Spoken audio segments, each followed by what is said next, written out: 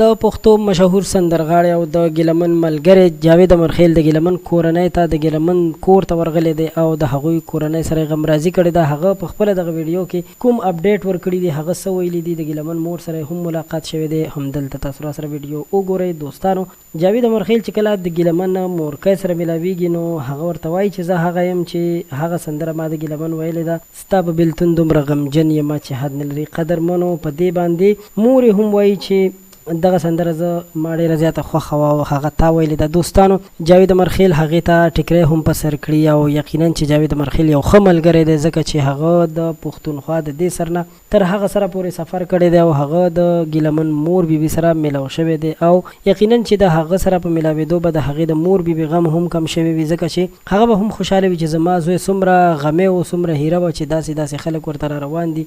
لکه تېره ورځ منظور پښتین هم چې هلته ملاقات یې مور سره کولو نو مور یې ورته همدا ویلي و چې زما په تا باندې د ګیلمن مینه ماتېږي، ته بیا دلته راځه. نو قدرمنو، یقینا چې ګیلمن یو هیره وه، الله تعالی دې ورته هغه جهان ښکلی کړي.